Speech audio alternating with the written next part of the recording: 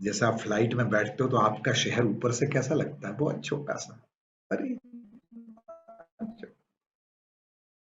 तो इसी तरह ज्ञान के मार्ग पर जब आपका विवेक जगता है, सजगता एक्सपांड होती है, तो सुख दुख रत्ती भर लगते हैं आपको। अरे ये तो कुछ नहीं यार, मैं तो उससे परे हूं, ये सब मैं क्लियर कट देख पा रहा हूं, मैं इससे अछूता हूं।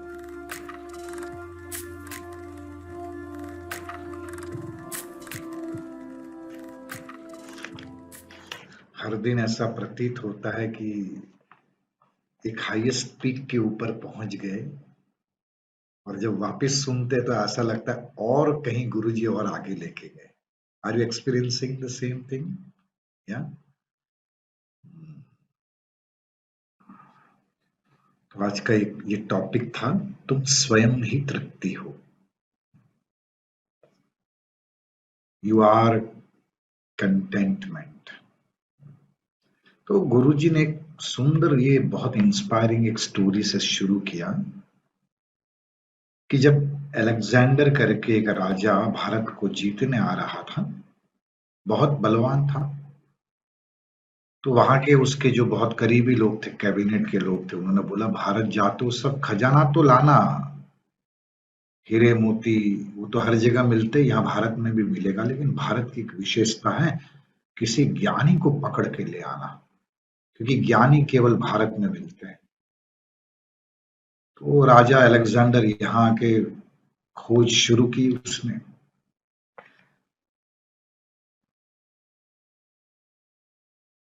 और ये जो उसके कैबिनेट वाले थे, उसने ये भी बताया कि वाणी के पंडित को पकड़ के मत लाना, ज्ञानी को लेके आना।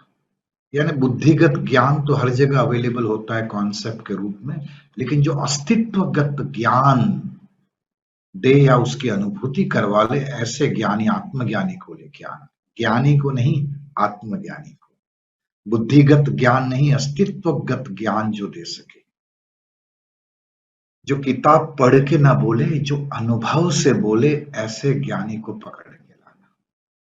तो बहुत खोज की, फिर एक ऐसा ज्ञानी मिला। तो वो तो आने को ऑब्वियसली भारत छोड़ के क्यों जाएगा, तो ये तो ले जाने वाला था, उसने आक्रमण किया था, तो बंदी बनाकर उसको लेके जाने लगा। एक्चुअल कहानी में क्या, इसको चेन, बहुत सारी चेन में बांध के ले जा रहा था उसके घर से, जब मोहल्ले से। तो वो ऐसा चल रहा था, उसकी चाल में एक ऐसा आत्मविश्वास, ऐसी विशालता, कि एक्चुअल में जो पकड़ने वाले थे वो कैदी लग रहे थे, और ये कैदी बन के भी एक मुक्त, और जैसे वही राजा है, उसकी वैसी चाल थी। तो ये देख के वो अलेक्जेंडर भी चौंक गया, बोले मैं राजा होकर भी ये अनुभूति नहीं कर पा रहा हूँ जी, ये आत्मज्ञानी व्यक्ति ये अनुभव कर रहा है, कैदी बन के भी वैसे बड़प्पन और विशालता में रह रहा है। तो उसने पूछा, भाई क्या चीज है जो आप इतने ठहराव में रहते हो, इतना तेजस्वी तो आपके चेहरे पर, इसका रीजन क्या है? तो वही कहा कि बस मेरे पास अस्तित्वगत ज्ञान है, मैंने ये अनुभव कर लिया है कि मैं ही मैं हूं और कोई है ही नहीं। तो भारत एक अध्यात्म का गढ़ रहा। ये एक ही ऐसा देश है जहां पर पशु पक्षी को भी सम्मान दिया गया। आप देखो कितने देवी देवताओं के वाहन में पशु प्राणी या पक्षी, यानी हर जीव, इवन पर्वतों को, पेड़ों को भी पूजा जाता है। पूरी सृष्टि में जो कुछ भी है उसको सम्मान से देखना, ये हमारी संस्कृति ही दे सकती है जगत को। तो गुरु जी की एक वेदना भी थी कि ये जो परंपरा इतनी रीच रही हमारी, कभी धीरे धीरे वो ओझल होते जा रही है। तो हम सब लोग इस परंपरा को वापस पुनर्जीवित करें, एक ऐसा आत्मज्ञान फैलाने का संकल्प करें जो हर व्यक्ति को अपने निज स्वभाव में टिका दे। हाँ? और एक बार व्यक्ति अपने निज स्वभाव में टिक जाए, तो फिर को सुख दुख लाभ नुकसान कुछ स्पर्श नहीं करेगा, वो प्रसन्न रहेगा। तो गुरुजी ने एक और भी टॉपिक बहुत सुंदर लिया आज, कि बोले एक पॉलिटिशियन था, तो एक पत्रकार को उसने बुलाया,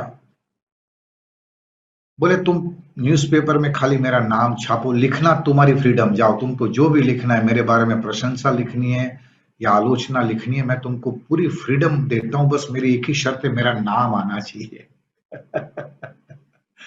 तो एक एंगल से देखो तो ये कोई योगी बोल रहा है, आत्मज्ञानी बोल रहा है, ऐसी राजनेता की भाषा थी कि उसको न प्रशंसा से कोई फर्क पड़ता है न आलोचना से, बस उसको तो एक हाइप चाहिए मीडिया में। लेकिन ये जो अभिव्यक्ति है, ये जड़ता की अभिव्यक्ति है। एक तो इंसान बिल्कुल पत्थर दिल जड़ हो जाता है, तभी ये प्रशंसा आलोचना से ऊपर उठ जाता है, या आत्मज्ञान में जो मैच्योर्ड होता है वो व्यक्ति ऐसा बोल सकता है। लेकिन जड़ता में आई डोंट केयर, ये वाला जो सोच है, इसका कोई वैल्यू नहीं है। एक ज्ञान में परिपक्वता आने के बाद यदि सुख दुख या प्रशंसा आलोचना रत्ती भर भी आपको हिला नहीं सकते, उसका मूल ज्यादा है। गुरु जी आज ये कह रहे हैं, ये जड़ता से जो डोंट केयर वाला एटीट्यूड निकलता है, उसका मूल 2 कौड़ी का है, उसका कोई मूल नहीं।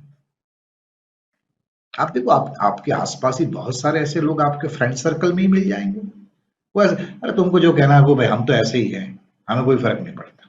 हमारे गुजरात में एक सेंटेंस है, जे छे आ छे भाई, मतलब मैं जैसा भी हूं ऐसा ही हूं, आपको जो कहना है कह लो। यानी ये क्या है, बहुत सॉलिड द्वार बंद करके वो व्यक्ति बैठा है, कुछ सुनने को तैयार ही नहीं है। ये जड़ता की, घमंड की निशानी है।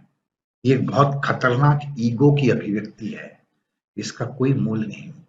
आप ऐसे व्यक्तियों से दरकिनारा कर लेते हो, आप साथ रहना पसंद नहीं करते, छोड़ यार क्या करेगा, सुनता ही नहीं किसी को, निठल्लापन जिसको कहते हैं।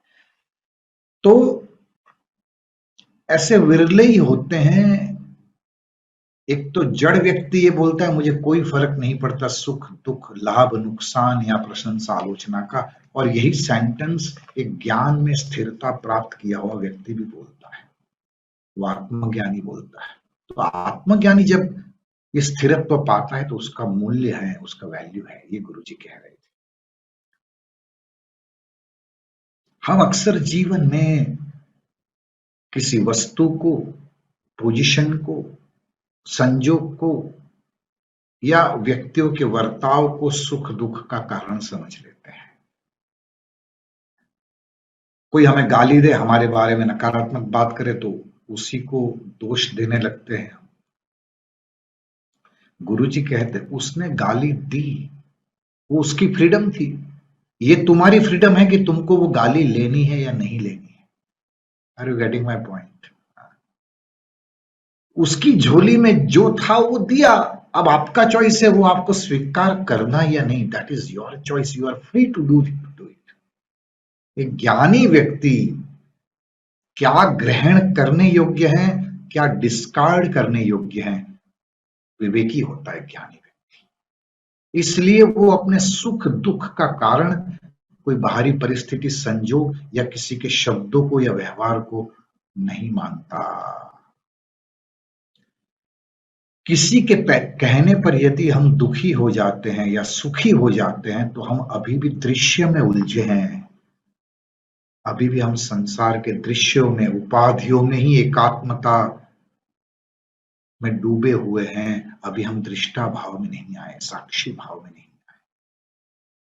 यदि इंसान साक्षी भाव में टिक गया तो फिर उसको रत्ती भर भी कोई हिला नहीं सकता। वो चट्टान की तरह मजबूत भी और विनम्र भी दिखाई देगा एट ए टाइम, फर्मनेस भी और एक शालीनता, विनम्रता उसमें।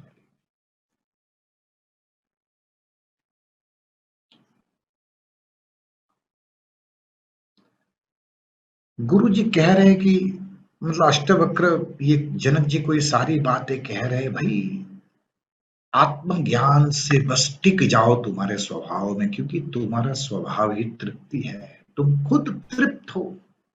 कोई पैसा, पोजीशन या किसी की प्रशंसा क्या आपको तृप्त करेगी? अभी भी वैलिडेशन चाहिए किसी की कमेंट के द्वारा तो समझना अभी भी खोखलापन है, टिके नहीं अंदर। बस विश्राम करो, बार बार विश्राम करके ये अनुभूति करते जाओ कि तुम ही तृप्त हो या तृप्ति से ही तुम बने हो। तुम्हारा स्वभाव ही तृप्ति है। जब ये भूल जाते हैं कि मैं तृप्त हूं या तृप्ति मेरा स्वभाव है, जब ये होश नहीं रहता है, वही दुख का कारण है। वही व्यक्ति वस्तुओं को या किसी के शब्दों को या संजोगों को दुख का कारण मानता है। तो गुरुजी ने वो फनी एक हादसा सुनाया कि एक बहू आके जब ये ज्ञान सुन रही थी आश्रम में, गुरुजी ने कहा जो भी आपका दुख का कारण है उसको यहीं छोड़ के जाना। तो गुरुजी ज्ञान के कॉन्टेक्स्ट में कह रहे थे, तो एक बहू बोले मेरी सासू माँ को यहाँ छोड़ के जाती हूँ। तो गुरुजी ने ब्रॉडर कॉन्टेक्स्ट यही कहा कि भाई तुम्हारी माँ के साथ भी तुम्हारा झगड़ा होता रहा, तो तुम कैसे डील करती थी, है ना, वहां तो रह ही ली इतने साल। मैं ये कहना चाह रहा हूं कि आपको क्या रखना है, किससे परेशान होना है या किससे नहीं होना, ये कंप्लीटली आपकी चॉइस है। एक आत्मज्ञानी व्यक्ति ये चॉइस रखता है। इसलिए मैं कल एक सेंटेंस बोला था, misery is inevitable but suffering is optional.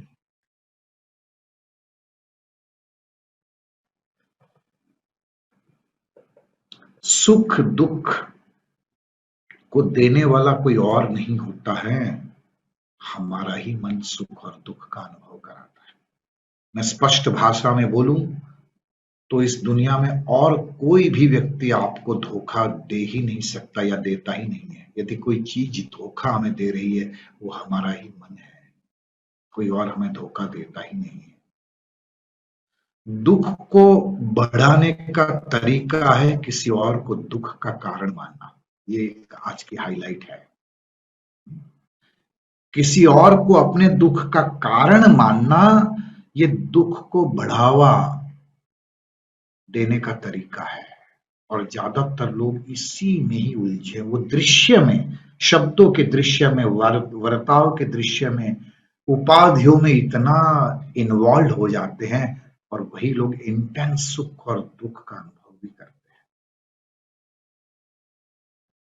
इसलिए गुरुजी ने कहा बार बार ठहरो, थोड़े थोड़े समय पर विश्राम करो, दृश्य में ज्यादा मत उलझो, दृष्टा में आ जाओ, थोड़ी थोड़ी देर विश्राम करो। फिर एक ऐसी मजबूत शक्ति आ जाती है, आप किसी भी संजोग को, परिस्थितियों को बहुत अच्छे से डील कर पाओगे, रिजॉल्व कर पाओगे। कई बार कहते हैं अष्टवक्र सुन ली, बहुत हायर नॉलेज है, लेकिन यार हाँ मैंने मान लिया मैं आत्मा हूं, मैं साक्षी भाव से सब कुछ देखने वाला हूं, मैं ही निरंजन हूं, विशुद्ध चेतना मैं ही हूं, बरोबर, लेकिन इसका व्यवहारिक जगत में फायदा क्या है? तो गुरु जी आज कह रहे, जब ये ज्ञान एस्टैब्लिश हो जाता है, शब्दों के रूप में नहीं, अनुभव के स्तर पर, तुम ये अनुभव करते हो कि तुम ही तृप्ति हो, तुम ही शांति हो, तुम ही वो हो, तो फिर परिस्थितियों का सामना आसान के साथ कर सकते हो, टूट के बिखर नहीं जाते। और ये अंदर से एक मजबूती कहो या आत्मबल कहो, जो जीवन, क्योंकि जीवन है, बाहरी जगत में पुरुषार्थ या कर्म तो करने पड़ेंगे, तो कर्म करते करते राइट रॉन्ग, पॉजिटिव नेगेटिव, ये सब रिस्पॉन्सेस मिलते हैं, तो ये आत्मज्ञान में जीते रहोगे तो उससे आत्मबल मजबूत बनता है, और आप सांसारिक रोल, उपाधियों को भी निभाते निभाते अंदर वो सतत वो प्रेजेंस दिव्यता की बनाए रखने में कामयाब हो जाते हो। और आत्मज्ञान का फायदा केवल इस लोक में नहीं होता, यहाँ तो ये होता ही है जैसे मैंने बताया, परलोक में भी होता है। ऐसा एक शांत और प्रसन्न मन, तृप्त मन जब शरीर छोड़ता है ना, तो उसको मोक्ष की प्राप्ति हो जाती है। फिर वो अपनी मर्जी से आता है, जबरदस्ती नहीं भेजा जाता। जैसे कृष्ण भगवान आए, राम आए, उनको अवतार कहा गया। अवतार यानी क्या? समाज को ऊपर उठाने के लिए दिव्यता का अवतरण होना, इसको अवतार कहते हैं। वो अपनी मर्जी से आए, समय भी अपना तय किया, किसके घर जन्म लूंगा तो मैं ये एक उपदेश समाज को दे पाऊंगा, इस तरह का व्यवहार करके वो तय करके आए। तो केवल आत्मज्ञान का बेनिफिट इस लोक में नहीं मिलता, परलोक में भी मिलता है। एक फ्रीडम रहती है आपके पास। इसलिए गुरु जी ने एक सुंदर बात वापस रिपीट की, निराश्रित बनो, निराश्रित बनो। यानी वस्तुओं पर, किसी के व्यवहार पर, किसी और की इमोशंस या फीलिंग्स के ऊपर आश्रित मत बनो। एक आत्मज्ञानी व्यक्ति इन सब से परे खुद में ही आश्रित होते हैं, यानी असल में औरों से हटकर वो निराश्रित होता है, अपने में टिका हुआ होता है। ये मतलब था। कई बार हम इस सेंटेंस को बोलते रहते, मैं तो इसके बिना रह ही नहीं सकता, मुझे तो ये चाहिए ही चाहिए, इसके बिना तो, मेरे बच्चों के बिना मेरा जीवन ही नहीं है। कहीं ना कहीं उस अटैचमेंट को शब्दों के द्वारा और हम स्ट्रांग कर रहे हैं, स्ट्रांग कर रहे हैं, और वही फिर बंधन और दुख का कारण भी बनता है। इसलिए गुरुजी ने कहा, स्वावलंबी बनो, निराश्रित बनो। मनुष्य है ना, उस दिन बात हो रही थी, मनुष्य को ईश्वर ने बुद्धि दी है, इसलिए उसके पास फ्रीडम भी है। तो अभी मैं जो दो एक्सट्रीम्स बता रहा था, एक जड़ व्यक्ति भी कहता है मुझे मुझे रत्ती भर फर्क नहीं पड़ता, और यही सेंटेंस एक आत्मज्ञानी व्यक्ति भी बोलता है, मुझे कोई मैं प्रसन्न हूं, तृप्त हूं। लेकिन ये दोनों के बोलने के पीछे अनुभूति अलग अलग होती है। ये अज्ञान का घमंड की वजह से बोलता है, और ये परम ज्ञान की प्राप्ति कर चुका, इसलिए वो एक स्थिति बनती, बोलता नहीं, स्थिति बनती उसकी प्रेजेंस में। लेकिन बीच में मनुष्य है, इसलिए मनुष्य चाहकर भी हमेशा न जड़ता में रह सकता है। वो जड़ता के कुछ फेजेस हर एक के जीवन में आते, लेकिन चाहकर भी आप पूरा जीवन जड़ता में नहीं बिता पाओगे, कि मनुष्य को एक बुद्धि स्वातंत्र दिया गया है, और वो सामाजिक प्राणी है। तो कहीं ना कहीं आप प्रसन्न व्यक्ति के संपर्क में, तृप्त व्यक्ति के संपर्क में आते हो, तो ग्लिम्स मिलता रहता है कि मैं ये नहीं हूं, कुछ और हूं। तो मनुष्य बीच में है, एक तरफ दिव्यता है, देवत्व है, और एक तरफ जड़ता यानी पशुत्व है। एक ऊपरी जाती हुई सीढ़ी है, एक नीचे की ओर ले जा रही सीढ़ी है। अक्सर उतरना आसान है, चढ़ना मुश्किल है। इसलिए मैं हमेशा कहता हूं, एक अध्यात्म मार्ग है ना, वो बुद्धिमान व्यक्ति मार्ग है। भावुक लोग जुड़ते बहुत जल्दी हैं, लेकिन टिकेंगे वही लोग जो बुद्धिमान या प्रौढ़ हैं, जिनमें एक अलग लेवल की पकड़। मैं कोई जज बनने का नहीं कह रहा हूं, लेकिन आप गौर करना, आप जब आर्ट ऑफ लिविंग में जुड़े, जब भी 15 साल पहले, 10 साल पहले, मैं 26 साल पहले, तो कितने लोग थे उस समय, और कई लोगों को वहां से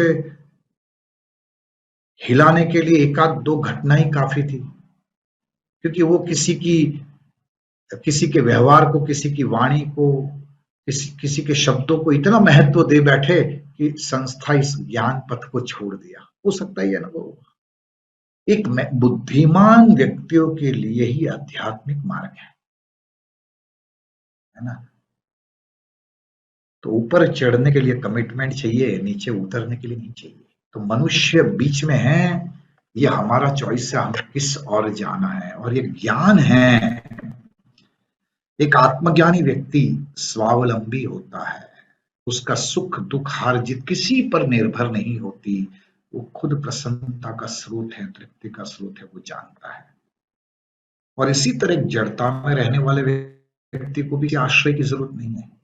बीच में जो मनुष्य है वही आश्रय ढूंढता है अपने सुख के लिए या अपनी खुशी के लिए, अलग अलग वस्तु व्यक्ति परिस्थितियों को आश्रय बनाता है, वो डिपेंडेंट हो जाता है, और इसीलिए वो जीवन में दुख का भी अनुभव करता है और सुख का भी अनुभव करता है। लेकिन जब आप कमिटमेंट के साथ ऊपर की सीढ़ी लेते हो, तो सुख दुख से ऊपर उठ जाते हो, उठ जाओ, फिर वो सब बहुत शुल्लक लगेगा। जैसे आप फ्लाइट में बैठते हो तो आपका शहर ऊपर से कैसा लगता है, बहुत छोटा सा, अरे तो इसी तरह ज्ञान के मार्ग पर जब आपका विवेक जगता है, सजगता एक्सपांड होती है, तो सुख दुख रत्ती भर लगते हैं आपको। अरे ये तो कुछ नहीं यार, मैं तो उससे परे हूं, ये सब मैं क्लियर कट देख पा रहा हूं, मैं इससे अछूता हूं, शुद्धो हम मुक्तो हम। ये बात।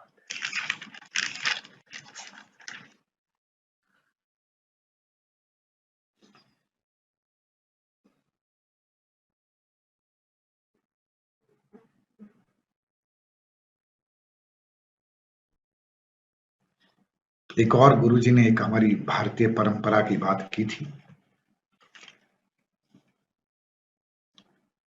कि भाई एक राजनेता का जब एग्जाम्पल दिया कि भाई मुझे प्रशंसा या आलोचना का कोई भी फर्क नहीं पड़ेगा, तुम मेरा नाम छापो बस, मुझे हाइप चाहिए, मुझे लोग पहचानने लगेंगे। लेकिन वो असंवेदनशीलता के कारण ऐसी बात करता है। और ज्ञानी व्यक्ति जब ये बात करता है कि भाई सुख दुख मुझे कोई असर नहीं करता, बात नहीं करता है, वो अस्तित्वगत होता है, उसको वृत्ति पर छू नहीं वो बात। और इसीलिए हमारे भीतर वो देवत्व को जगाना है। तो एक सुंदर परंपरा की गुरुजी ने आज बात की कि एक ब्यूटीफुल ट्रेडिशन है बालाजी में या काशी विश्वनाथ के मंदिर में सुप्रभातम, यानी वो जगाते हैं ईश्वरीय या देवी शक्ति को। ये देवी जागरण होता है जो नॉर्थ इंडिया में बहुत ये जगराता कहते हैं, पूरी रात जागना। पंजाब में वो कहते हैं देवी शक्ति को हम जगा रहे हैं। तो ये सुनने में बड़ा अटपटा सा लगता है। भाई देवी शक्ति को हम कैसे जगा सकते, उन्हीं से तो सब कुछ बना। ये है कि जड़ता से इंसान पहला जग के मनुष्यत्व में आता है और मनुष्य तक का अनुभव करता है, फिर उसमें सुषुप्त अवस्था में जो देवी शक्ति पड़ी है वो उसको जगाता है। इसलिए ट्रेडिशन, ये परंपरा चली आ रही है, ये वैज्ञानिक रहस्य है। जड़ता में होते हो तब उसमें से निकलने का मन आप में मानवता को जागृत करता है और फिर मनुष्य खुद देवी गुण या देवी शक्ति से जागे और फिर पूर्ण बने। जड़ता से मनुष्य बने और मनुष्य से फिर पूर्णता की ओर, कि मैं ही वो हूं, उस अनुभूति की ओर हम चल पड़ते हैं। संसार में रहते हो तो लोगों के साथ वहां हो लिए उस आनंद के लिए, सोसाइटी है तो जाना आना पड़ता है, लेकिन आप तो अंदर से ऐसे परम आनंद, ऐसी ब्लिस की चुस्कियां लगाते रहते हो कि वो बाहर का आनंद रत्ती भर भी आप में फर्क नहीं लाता है। आप तो अंदर से ही तृप्त हो, आनंद हो, ये भाषित या ये अनुभूति हमेशा बनी रहती है।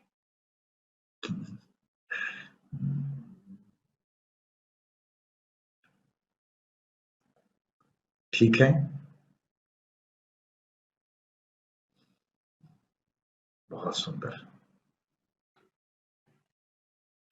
तो किसी ने आज अनुभव में वीडियो में बोला है कि गुरुदेव का ये जो आर्ट ऑफ लिविंग का मार्ग है, मतलब बेसिक कोर्स में ही पूरी अष्टवक्र गीता है। तो मैं आज ऐसे ही बैठा था, दोपहर को जब चिंतन कर रहा था, तो अष्टवक्र का ज्ञान कि भाई स्थिर हो जाओ, विश्राम में मन फंसा हुआ है तो युक्ति पूर्वक निकाल के अपने आप में ले आओ, वो कला, यानी अष्टवक्र गीता का ज्ञान शब्दों में गुरुजी ने हैप्पीनेस प्रोग्राम में दिया। सुदर्शन क्रिया के द्वारा अनुभूति भी करा देते हैं, लेकिन बहुत कम लोग उस अनुभूति की ग्लिम्स को समझ पाते और आगे बढ़ते हैं। जबकि एडवांस कोर्स पूरी अष्टवक्र कैसे जी जाए, जीवन में उतारी जाए, उस पर आधारित कोर्स है। मानते इस बात को? जितने भी मेडिटेशन अलग अलग है, मैं सच कह रहा हूं, वो सारे मेडिटेशन, ये जितना भी हम सुन रहे हैं ना, उसकी अनुभूति है। और हमारा डीएसएन प्रोग्राम जो गुरुजी ने बनाया है, dynamism for self and nation, वो गीता को जीने के लिए है। उठ अर्जुन, धनुष बाण उठा, धर्म का नाश कर।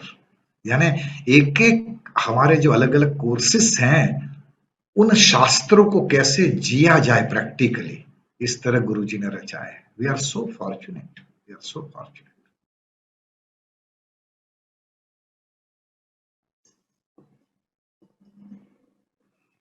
एक छोटा सा भजन गा के समाप्त करते हैं।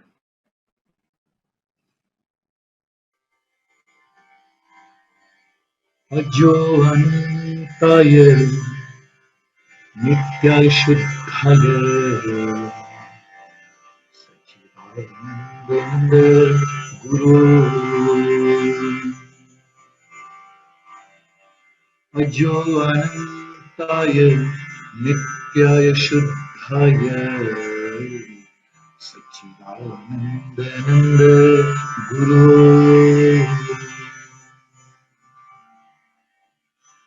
गुरु गुरु गुरु गुरु गुरु गुरु गुरु गुरु सच्चिदानंद गुरु।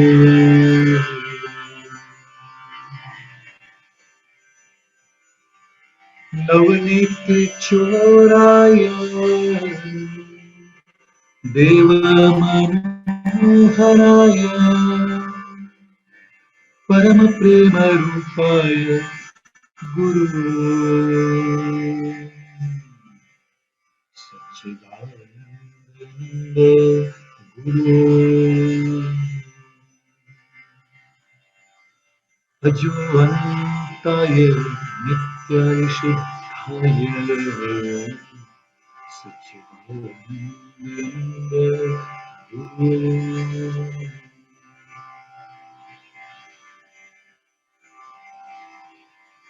नमो नारायणाय हरि हरि शशि शेखराय, नमो नारायणाय हरि हरि शशि शेखराय परब्रह्मानंद गुरु, सच्चिदानंद गुरु,